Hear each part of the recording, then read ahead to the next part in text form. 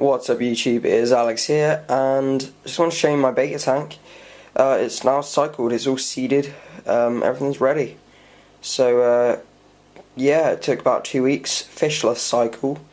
2 weeks, yeah, that's all it took. So I used this called Biomature, and that's a source of ammonia. Contains ammonium salts. And I got the ammonia level up to about 4 to 6 ppm at the start of this fishless cycle. Then I just left it for about 2 weeks, just tested it today, and we've got the levels over here. Ammonia 0 ppm, nitrite 0 ppm, they're the two that are toxic to fish and will kill them. And then my nitrates are about 20 ppm. So I was expecting a lot of higher nitrate levels, but I am growing this Rotella indica in this tank, which is a stem plant, and as you guys know, stem plants are very good at taking nutrients out of the water very quickly. And I have had quite a bit of growth on these since I planted it. If you go back and look at my this tank when I first set it up, like moving the beta tank, is a good video to go look up. So yeah, I think the plant's been growing off of the nitrates. So what I've just done about 5 minutes ago is I added some more of that, and I've put the levels in this tank back up to about 2 ppm of ammonia. And tomorrow I'm going to test for ammonia, nitrites and nitrates, and if there are any ammonias or nitrites, I'm just going to wait another week until I get my fish. If the ammonia and nitrites are gone, which is a whole 2 ppm digested in 24 hours, then I know I'm ready for my beta fish. And beta fish are very lightweight producers, so which is why I just have this small internal sponge filter there. It's got a spray bar to stop, too much flow, because betas don't like flow rate. They live in rice paddies in the wild, not little puddles like most people think. They're quite large rice paddies, the size of like 3 or 4 football pitches, miles big. They do live in big open spaces, but they have no flow, obviously, or very little. So yeah, decor for this tank, I just want to talk about quickly. What I'm going to be doing is getting some rounded rocks, and it's important you don't get any spiky rocks, because when sleeping, betas like to rest either on the bottom or on plants or on rocks. So if you get any spiky rocks, the beta might catch its fins, which are long and flowing, obviously, get fin rot or something like that. So I'm going to get some rounded off pebbly type rocks. I mean, I would go get them from the beach, but the problem is they contain so much salt. I don't want to do that, and I'm going to be putting some ember tetras in here, and ember tetras don't need salt at all, so I'm really not going to be using them. So rounded off rocks, pick some up from the shop somewhere, maybe a little bit of driftwood, I don't know. I'm just going to go, I think I might just go for the rocks in here, but I'm not decided yet. Then at the front here, I'm probably going to go with some more crypts. Like the crypts I have in there, just crypts Wendertii, brown variety those are. So what I might do is, because I'm putting quite a few, I'm going to be putting some Pogostemon and Halfari in that tank. I might move some of the crypts down here into this tank, and then the beta's got a nice open leaf plant to rest on as well. And something betas also like is a hiding place of some sort, like a cave. So what I'm going to be looking for is like a vase, a little vase ornament, or like a little pot, like maybe a broken pot of some kind, like really small, the sort of thing I'm on about. A lot of people put air stones inside them. I'm not having an air stone in this tank. I don't need it, I've got plants. So yeah, gonna have a couple of rocks, maybe one over here, one over there. I was gonna put some Anubias in this tank, but I just can't be bothered. I mean, like 2 plants is fine. I mean, I don't want to overload it. And plus, the lighting on this tank is not bad. It's quite high, as you can see by this Rotella turning red. This is Rotella turns red at high lighting. So it's turning red at the tops. I don't know if you can see that too well.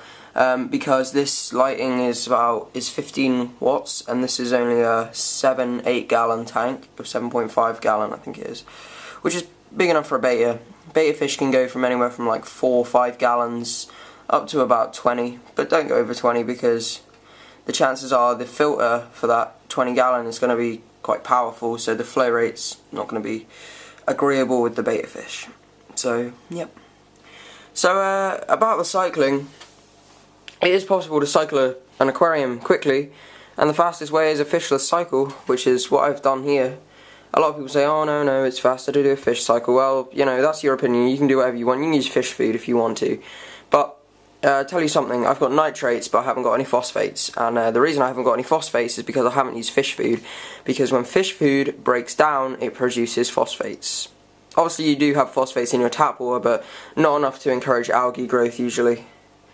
So I have no algae, even though I've got like 40 ppm of nitrates, sorry. It's just because, you know, plants are using it, and, you know, no phosphate levels. My filter's fine, it's not dirty. It's gone a little bit brown, but that's just literally the bacteria that's settled in there. And you can tell when a filter is cycled, because if you smell it, it will smell like an earthy smell.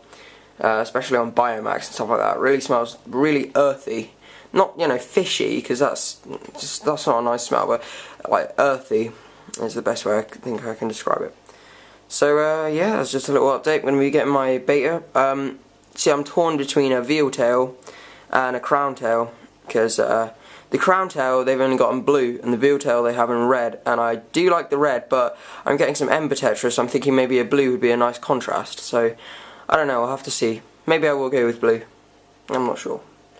So so yeah, pretty happy with those test results and how quickly this tank cycled. I mean, just 2 weeks as well. And one thing that slows the cycle down when you have fish there is you have to keep constantly doing water changes, because the ammonia levels can get way too high for even, you know, zebra danios, stuff like that. You know, it can get too high for them, so you've got to keep doing water changes, which is affecting your bacteria balance and stuff like that. So this is just, in my opinion, it's easier, but you know, people disagree, people have different opinions, whatever.